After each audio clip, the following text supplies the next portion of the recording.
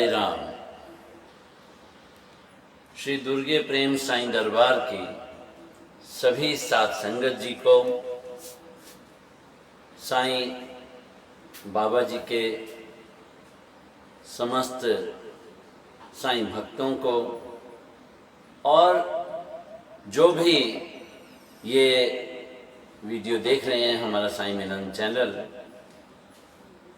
उन सभी भक्तों को साई चरणी संदीपन खोसला का प्यार भरा नमस्कार, आदाब, सत श्री अकाल। साईं भक्तों, साईं जी की असीम कृपा से हम लोगों का जीवन बहुत ही उनकी रहमत से, उनकी दया दृष्टि से, उनकी कृपा से बहुत खुशनुमा होता है। जिस पर साईं की अनन्य कृपा हो वो तो वैसे ही तर जाता है। लेकिन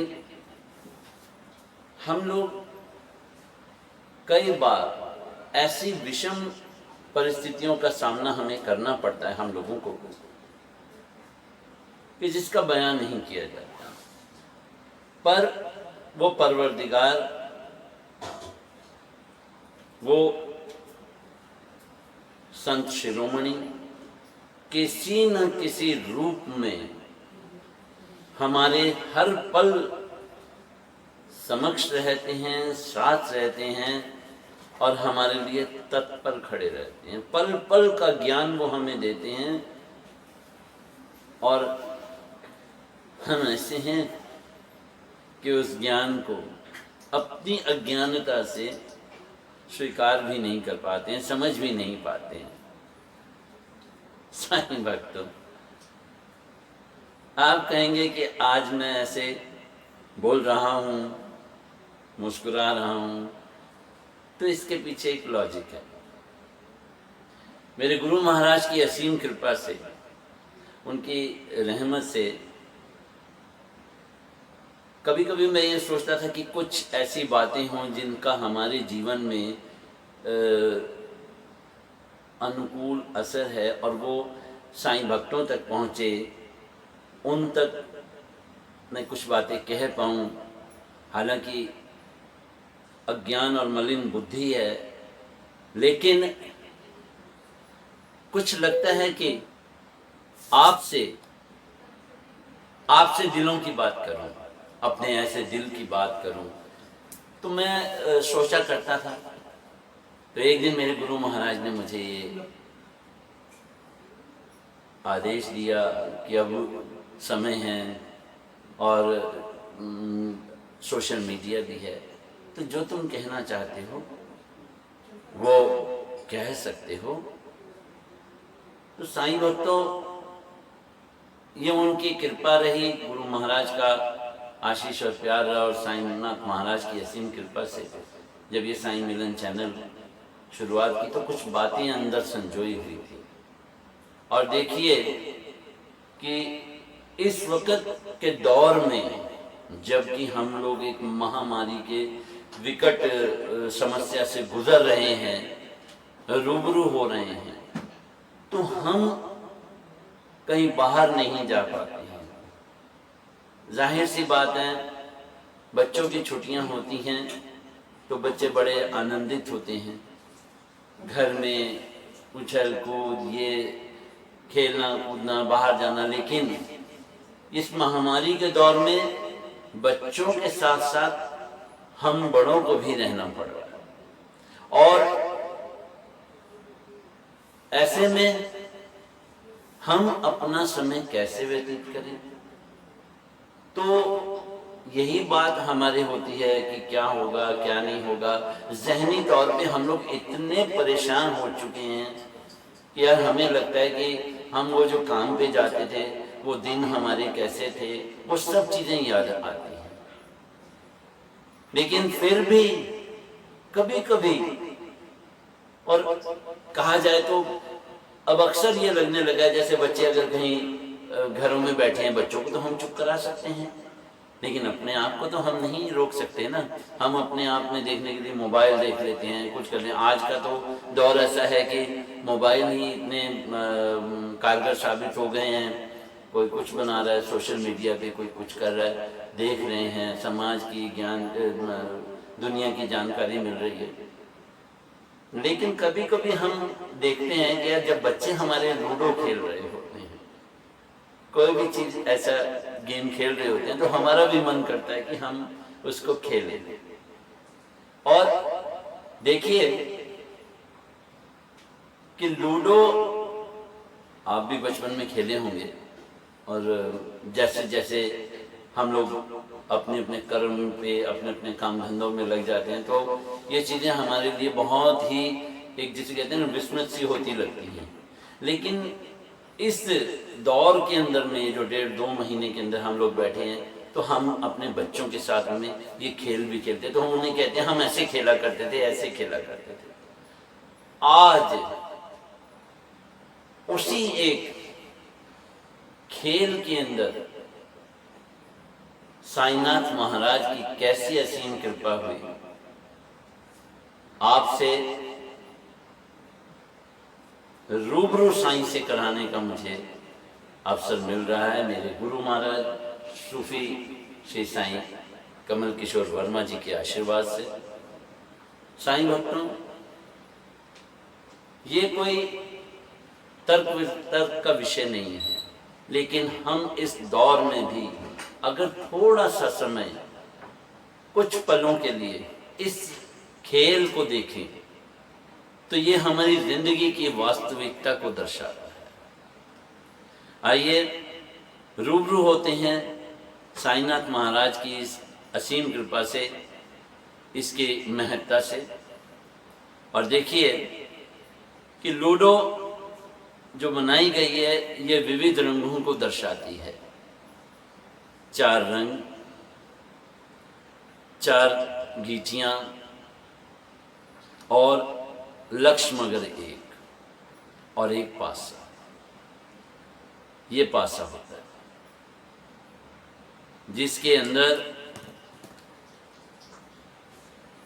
सारा मूल ज्ञान इसी में ही छिपा है।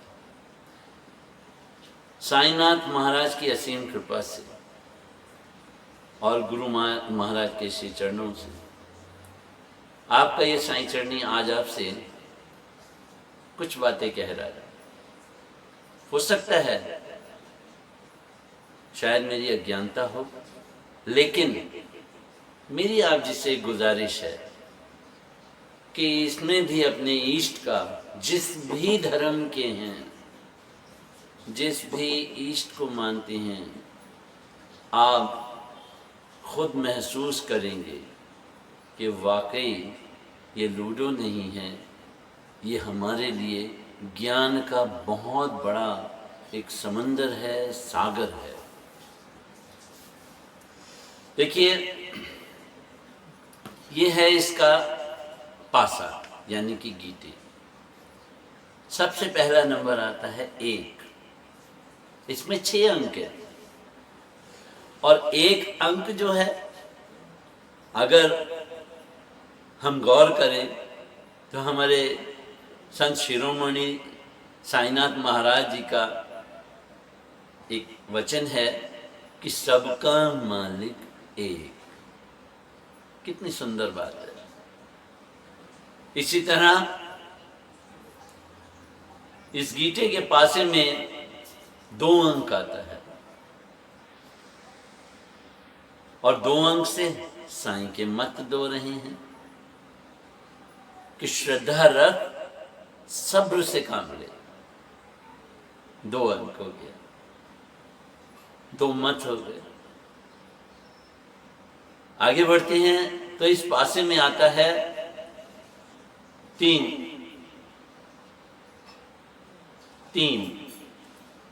3 से देखिए हमें क्या ज्ञान मिलता है कि साईं सृष्टि रचयिता हैं, सृष्टि के पालन करता हैं, सृष्टि के संहारक हैं। यानी कि ब्रह्मा विष्णु महेश, ये बोध कराती हैं चीजें। मूल तत्व है ज्ञानता की। इन बातों को हम लोग बेशक रोजमर्रा की जिंदगी में भूल चुके हों, लेकिन अगर हम इस वक्त में बैठे हुए हम बच्चों के साथ भी खेल रहे हैं तो उसमें ये गीता भी यानी कि ये पासा भी आपकी ज़िंदगी को बदलने का एक मूल मंत्र बन जाता है। अब देखिए आता है इसी में 4 अंक 4। अंक 4 में देखिए कितनी बड़ी बात कही। जीवन के 4 ही हमारे अवस्थाएं हैं और ये कहा जाता है कि 4 प्राणी ही हमारे साथ जाते हैं जब हमारे को उस परमपिता परमात्मा की यात्रा पे जाना होता है। 4 का जो एक तात्पर्य है वो ये है कि 4 कर्म हैं जो साईनाथ महाराज के हर पल साथ रहे, जो उनके मुख्य कर्मों में से रहे। उन्होंने नंबर 1 सेवा, अपने भक्तजनों की सेवा करी, अपने भक्तों के प्रति समर्पित रहे। नंबर 2, नंबर 3 वो ज्ञान के प्रकांड जिसे कहा जाए विद्वत्ता से भरपूर विद्वान रहे और ध्यान में मगन रहे। ये 4 कर्म उनके साथ रहे जिन्हें हम कहते हैं कि साईं के 4 यार। मेरी साईं सुखमनी चालीसा में भी बाबा साहब ने जब मुझे लिखवाया था तो गुरु महाराज से मुझे इन्हीं चीज़ों का ज्ञान मिला था और जो उन्होंने आदेश दिया, जो मेरे गुरु की वाणी रही, उससे ये स्पष्ट होता है कि 4 अंक हमारी ज़िंदगी में कितना महत्वपूर्ण है। हालांकि बहुत ज्ञाता विद्वान बहुत कुछ इसमें सोच सकते हैं, तर्क वितर्क बना सकते हैं, लेकिन हमें उस दिशा में नहीं जाना है। हमें किसी का उपहास नहीं उड़ाना है, किसी की काबिलियत पे हमें कोई शक व शुबह नहीं करना है। एक खेल के रूप में एक छोटी सी ये विनती है कि इसको हम उस नज़रिए से देखें और कुछ ना हो तो कम से कम हम अपने वर्तमान दौर की जो हमारी पीढ़ी है उनको समझाने में सहायक हो सके। अब आता है गीते पे नंबर 5 और ये 5 तो साईनाथ महाराज की असीम कृपा से आप सबको मालूम है। हमारे वेदों में भी इस चीज़ का है कि पंच तत्व से हमारा शरीर बना है, पंचभूतों में ही मिल जाना है। तो 5 की महत्ता हमारे जीवन में कितनी अनमोल है आप भी समझ सकते हैं। और इसी गीते में देखिए जो सबसे महत्वपूर्ण अंक आता है, हालांकि महत्वपूर्ण सारे ही अंक हैं, लेकिन अक्सर जब वो अंक हमारा पड़ता है तो हमारे चेहरे पे अनायास ही खुशी आ जाती है। आहा मेरा 6 आ गया। तो 6 जो अंक है इसकी महत्ता देखिए कि हमारी जो कर्म इंद्रियां हैं वो 5 हैं जो हर वक्त अपना कर्म करती रहती हैं, लेकिन हमारी 6ठी इंद्री वो ईश्वरीय ज्ञान का एक ऐसा द्योतक है जो हमारे को बताती है, वो हमारे अंदर में विराजमान है, वो हमारे अच्छे बुरे का दोनों का हमें ज्ञान कराती है, बोध कराती है। इसको मान के अगर हम चलते हैं तो हार भी पा जाते हैं। और कभी कभी क्या होता है कि हमारे 2 मन जब अंदर से आवाज़ आती है कि ये काम नहीं करना, तो हम अक्सर वही काम अगर कर जाते हैं, नहीं नहीं ऐसा कुछ नहीं, तो वो कहीं ना कहीं 6ठी इंद्री हमें ज्ञान दे रही होती है कि ऐसा करने से ये तेरा नुकसान हो सकता है। लेकिन हम अबोधवश कुछ ना कुछ जीवन में ऐसा कुछ कर जाते हैं कि जो नागवार लगता है, उस ईश्वर को भी नागवार लगता है।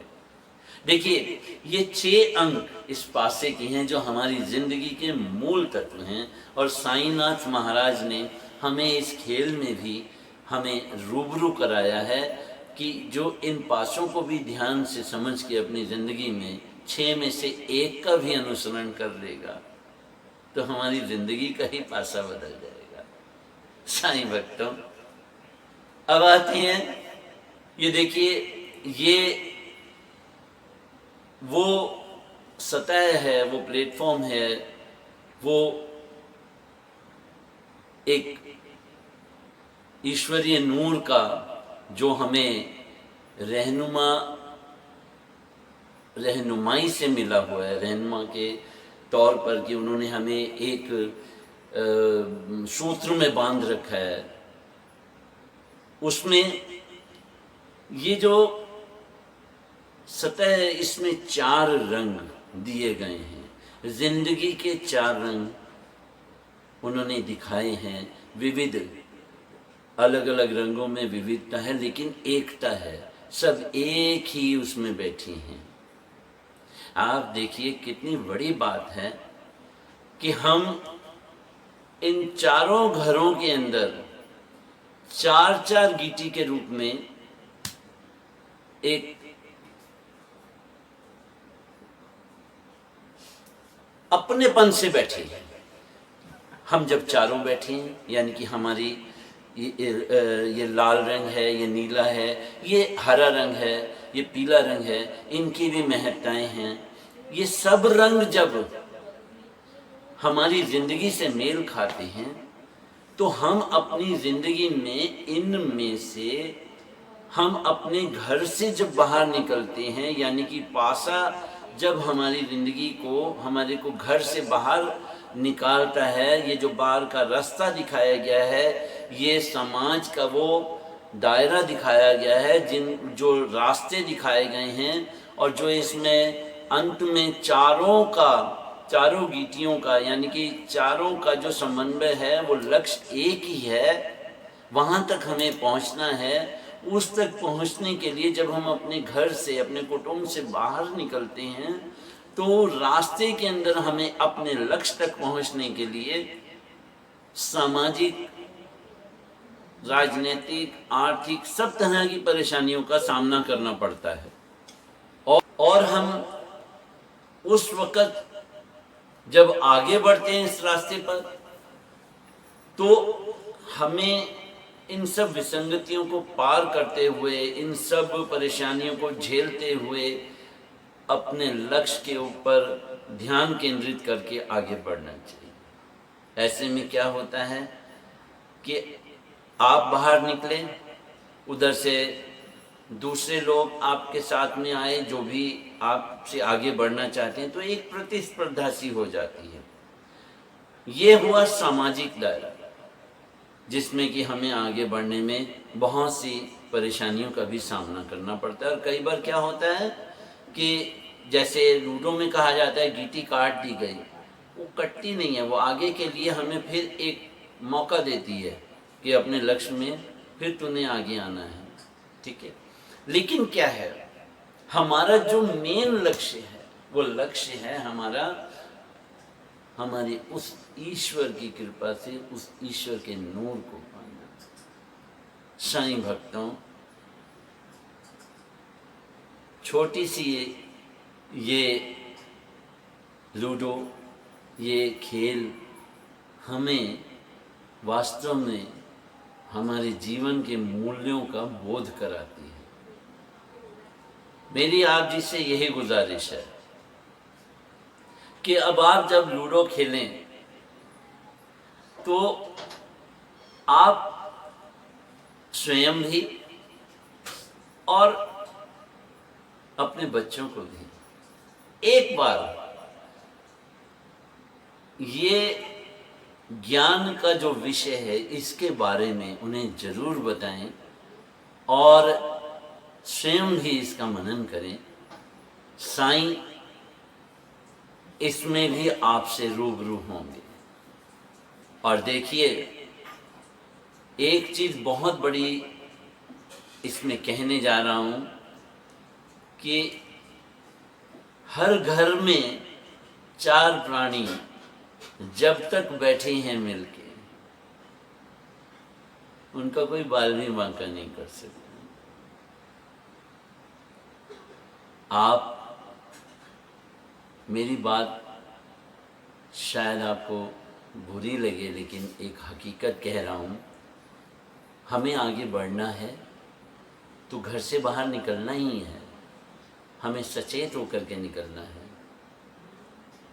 ये दौर में कोरोना का जो वर्तमान काल चल रहा है, अब परिस्थितियों को मद्देनज़र रखते हुए बेवजह बाहर ना निकलें, परिवार में रहें। लेकिन अगर आपने निकलना भी है तो अपने आप को, जैसे हमारे गाइडलाइंस दी जा रही हैं, उनका अनुसरण करके निकलें, मास्क पहन कर निकलें और सैनिटाइज़र के साथ निकलें। और वर्तमान दौर में जो भी सरकार की तरफ से गाइडलाइंस दी जाएं, उनका अनुसरण करके निकलें। मेरी आपसे यही गुजारिश है कि आने वाला कल आपका सुनहला और स्वर्णिम हो। आप पर, आपके परिवार पर, आपके पितरों पर, पितृदेवों पर साईनाथ महाराज की असीम कृपा रहे। आप स्वस्थ रहें, व्यस्त रहें, तंदुरुस्त रहें, मस्त रहें। लेकिन जब तक बेवजह अगर आपको कहीं बाहर नहीं जाना तो मत जाइए। कोई वजह हो तभी घर से बाहर निकलें। अपना ख्याल रखें। इसी के साथ आपसे बहुत जल्द अगली वीडियो में रूबरू होते हैं। अगर कोई मेरी बात बुरी लगी हो तो इस अज्ञानी को क्षमा कर दीजिएगा, माफ़ी चाहता हूँ। लेकिन आपसे दिल से प्यार है। आपको एक बार फिर नमन करते हुए आपसे रूबरू, बहुत जल्दी साईं से रूबरू आपसे होऊंगा। तब तक के लिए ओम साई राम, ओम साई राम, ओम साई राम।